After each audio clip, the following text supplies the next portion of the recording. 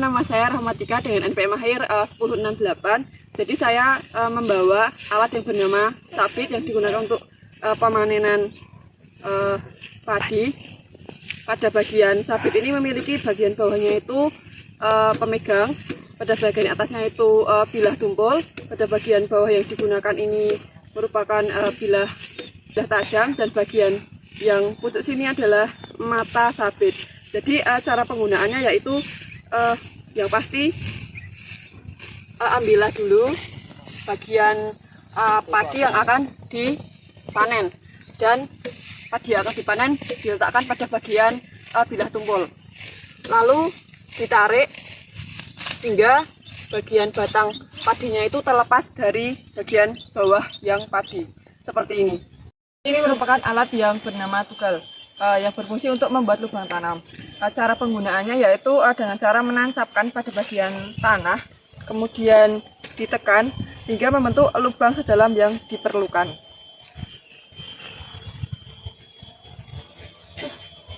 Baik, alat yang saya bawa ini merupakan gembor. Gembor berfungsi untuk menyiram tanaman. Bagian dari gembor ini yang pertama yaitu pegangan yang terdiri dari dua bagian, yaitu pegangan di samping dan pegangan di atas.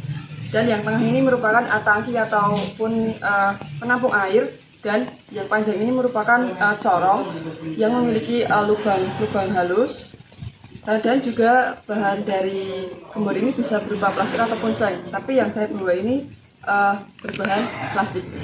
Oke, untuk cara penggunaan ataupun cara kerja dari gembor ini cukup dengan gembor dimiringkan hingga airnya itu keluar.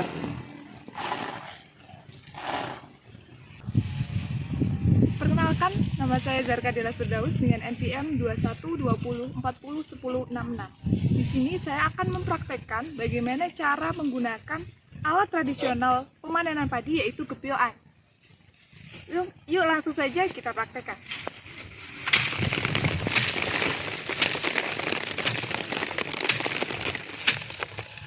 Baik, untuk prinsip kerjanya yaitu kita ambil beberapa tangkai batang padi, kemudian kita genggam, lalu kita pukul-pukulkan ke alat gepioan ini, seperti ini. Nanti biji padinya akan turun ke bawah, akan lepas dari tangkai-tangkai batang padi tersebut. Di bawahnya yaitu dikasih alas berupa spanduk atau lain sebagainya. Baik, yang selanjutnya saya memegang alat pemanen padi berupa aniani. Aniani terbuat dari bilah bambu dengan bagian-bagian yaitu yang pertama adalah tangkai dan yang kedua adalah pisau. Penggunaan aniani yaitu digunakan untuk pemanenan padi. Bagaimana caranya? Yuk kita laksanakan.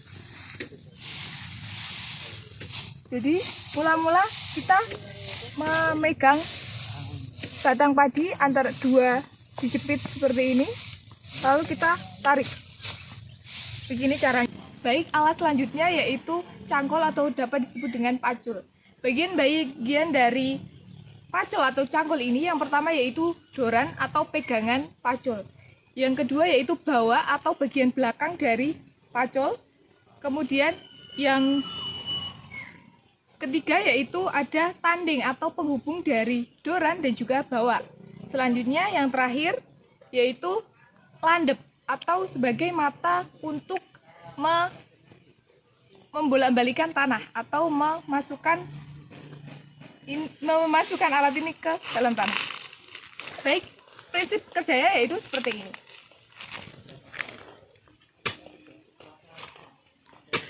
Bajak digunakan pada pengolahan tanah pertama. Di Pulau Jawa, bajak dikenal dengan nama luku atau waluku. Bagiannya terdiri dari cekelan, pacandan, tanding, singgal, dan pasangan. Pada video ini sedang dilakukan pengelukuan dengan alat luku yang bertujuan untuk membalikkan tanah. Luku dipasang pada leher kerbau, kemudian kerbau akan berjalan sehingga dapat membalik tanah. Garu digunakan untuk pengolahan tanah tahap kedua. Fungsi dari garu yaitu menghancurkan sisa tanaman. Bagian dari garu terdiri dari pegangan dan mata garu. Cara penggunaannya yaitu dipasang pada leher kerbau yang kemudian ditarik.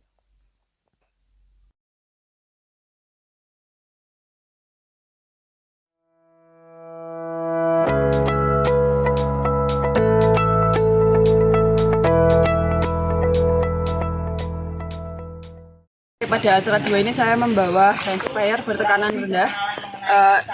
Hand sprayer ini memiliki bagian pada bagian bawah yang pastinya wadah penampung untuk menampung air, dan ini merupakan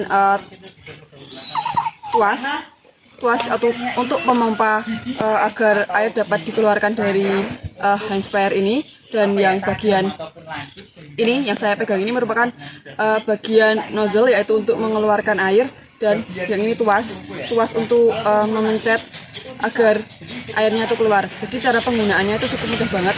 Yang pertama, harus ada udara yang dapat masuk ke dalam wadah atau tempat penyimpanan air, lalu ini dikebawahkan. Nah, udah seperti itu kita akan dapat digunakan dengan dipencet pada bagian tuas ini sehingga airnya itu keluar.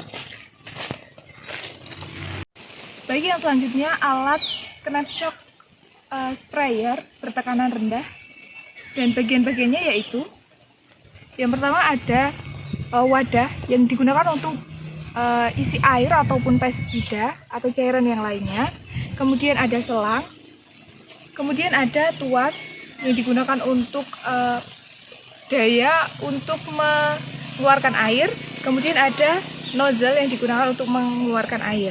Selanjutnya yaitu ada tuas pompa.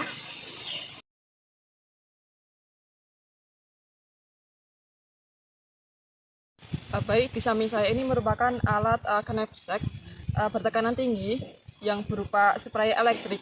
Jadi fungsi dari alat ini merupakan untuk menyemprot cairan berupa pestisida, dan pada bagian-bagiannya yaitu bagian terpenting itu berupa nozzle yang dapat diganti sebaiknya itu 6 bulan 1 kali, dan juga ada berupa tuas otomatis untuk mengeluarkan air dan selang, dan juga ada bagian utamanya ini merupakan wadah untuk tempatnya cairan desinfektan.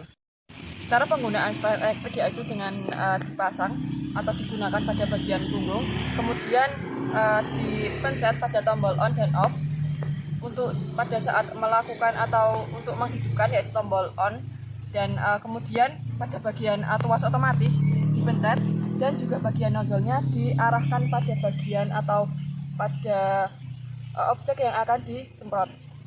Nah, cara penggunaannya yaitu setelah tombol on-nya sudah dipencet, dapat di tuas otomatis itu dapat diarahkan ke bawah, dan juga nozzle-nya itu diarahkan ke bawah dan dipencet. Nah, airnya sudah keluar melalui nozzle. Audio Jungle.